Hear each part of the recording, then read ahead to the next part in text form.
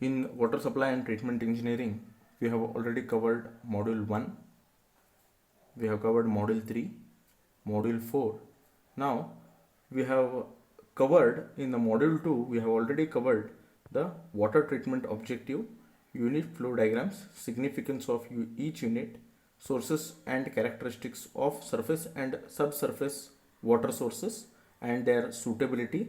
Now we have to cover the left out part, that is the sampling, objectives, methods of sampling, preservation techniques, drinking water quality standards as per BIS standards, then effect of water quality parameters, then intake structures. In this we need to cover types and then factors to be considered in selection of intake structures.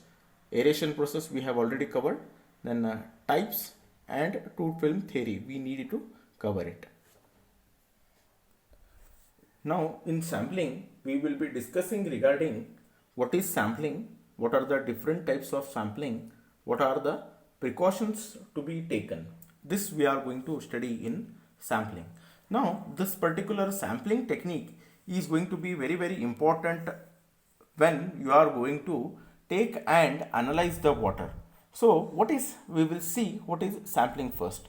Sampling is a method of collecting the water from the source for the water quality analysis purpose. That means when we want to have or when we want to check the water quality, how the water quality standard is there in one particular source.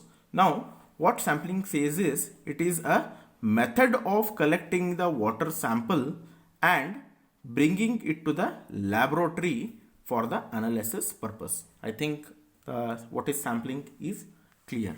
Now this particular how we are going to collect the sample is going to be play a very crucial role when you are going to have an analysis. If you go wrong in collecting the sample, then whatever the analysis that we are going to do, it may go wrong or it may give you some very varied answer. So when we are going to collect the sample, we need to be very careful.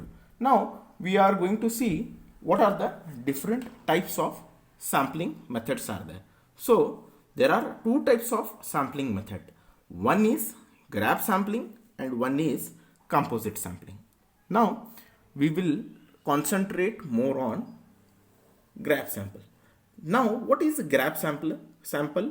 It is nothing but it is just a grabbing water from the water source. That means when we want to collect the water from the source and when we want to test the water in this particular source, when we are going to collect the water sample only one time at a particular depth and at a particular place. Means when we are going to collect the water sample from this particular source, when we are going to collect it at one particular depth, at one particular place and only one particular time. We are not going to take the different samples at a different depth at a different time. That means whatever the sample here we are going to collect it, that we are going to consider that the water quality will be having some characteristics. That means now this particular grab sample won't be that particular, it is not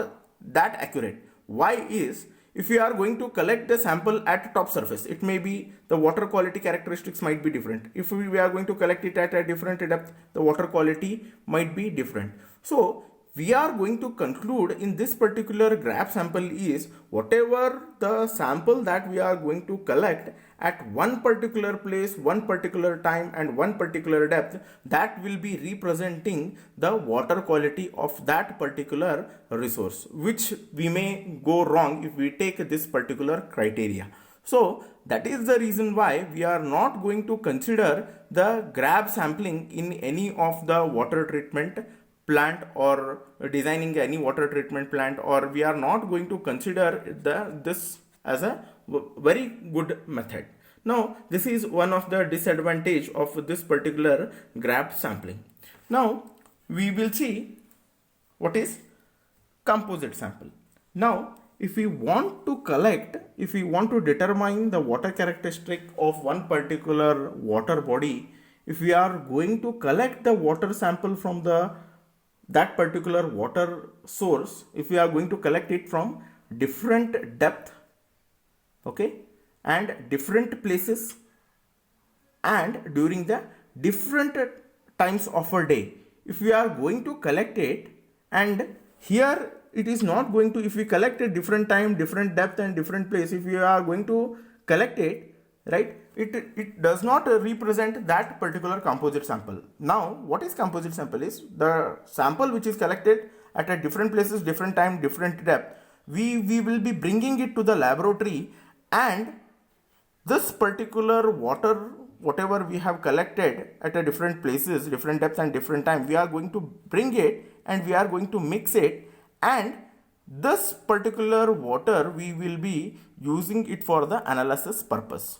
Now this particular composite sample is more feasible. Why is, we will be carrying out the water at a different time, different depths and different places, right? Now it will be showing you overall water quality picture in this particular water body.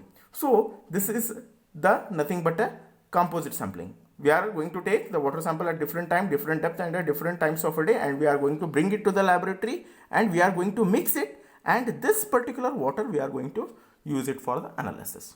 So this is nothing but called as a composite sampling. So in the analysis of a water sample, or if we want to have the design of any treatment plant, if we based upon these particular, then we will be choosing the composite sample rather than the grab sample. The grab sample, we are going to collect the water sample at one particular time, one particular depth and one particular place. Here at a different time, different depth and at different places we are going to collect it. So the composite sample, whatever the results we are going to get, that we can depend on this particular composite sampling method. Okay, now precautions to be taken during the sampling.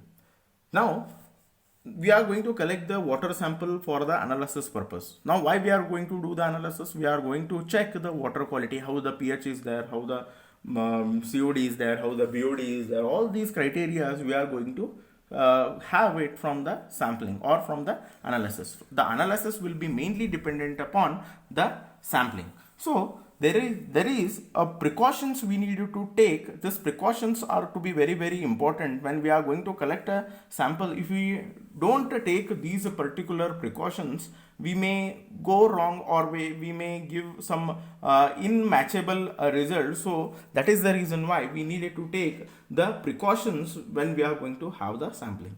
Now how we are going to collect the water from the source? We are going to collect it from the water body with the help of bottles. We will be using the water bottles in order to collect the sample for the analysis purpose. Now whenever we are going to bring these particular bottles for collecting the water, right, we should wash these bottles 3 or 4 times, or any kind of a residue, it should not be there in this particular bottle. If the residues will be there in this particular water bottle, when we are going to take the water, that residue will affect whatever the analysis we will be having it. So the container or the bottles, wherever we are going to take the samples, it should be carefully, it should be washed, it should be sterilized, then we can use this particular water bottles. Now the samples should be collected from the midstream, mid depth, and it should be away from the banks, right? Now the samples, whenever we are going to collect, we should not collect it from the banks, right? Why we should not collect it from the banks? The water will be in contact with the land. So when it will be in contact with the land, many soil particles might be we are going to collect it from in the water bottle. So it should not be at the bank. It should not be at the top. Whenever we are going to put this particular water bottle, it should not be put at the top. Might be here the leaves will be there, might be some oil might be there in the top surface. So we should not collect the water from the top surface of the water body. So where we should collect the water? We should collect the water at mid depth and mid place of the water body. Here you can see the water quality, whatever we are going to have, it won't be have a contact with the bottom surface, it won't be have the contact with the top surface also. So here we are going to get the exact quality of the water that we are going to have it when we are going to collect the sample. So this is a second type of a precaution we need to take. Now third type is the sample should be collected within the 24 hours. Now the water, whatever we are going to collect it from the water body, it should be analyzed. After taking this water from a water body, we should analyze within 24 hours. Why is, right, if we leave more than 24 hours, what will happen is, right, due to the temperature variation, might be this particular wherever we are going to collect the water, in that might be if there are some microbes are there, then it may consume the DO content of that particular water body and the parameters are going to be get disturbed. So whenever we have collected the water sample, we should test it within 24 hours. Okay, and the temperature of that wherever we are going to place that sample, it should be around 25. It should be at 25 degrees Celsius. It should be at a room temperature. If more temperature, if you are going to keep it, then the microbes will be, whatever the microbes are there, that will be more active and it may consume more amount of DO, and the whatever the analysis we are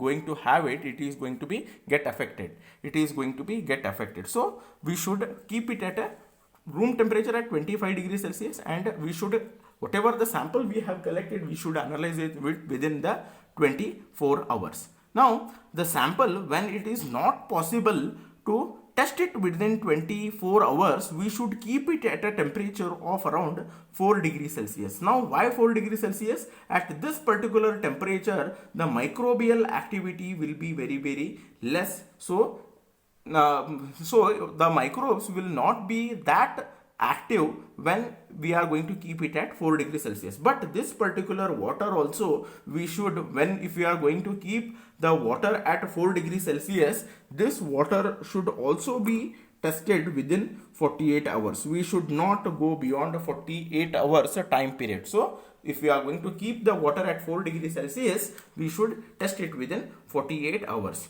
And we will be using normally the glass bottles or your plastic bottles. It should be cleaned and it should be watertight when we will be taking this particular sampling. Okay, so sampling for the analysis overall, the sampling will be very important when we are going to have the analysis. It is nothing but the method of collecting the water sample from the water body for the analysis purpose. For analysis means we are going to test the various kind of water characteristics in this. So what we have studied here, we have studied the types of sample, that is graph sample, composite sample, which we can dependent, which we can on what we can dependent is that we have studied. Then the precautions to be taken we have studied in detail. Okay, so in the next classes we will be studying the remaining aspects of the second module.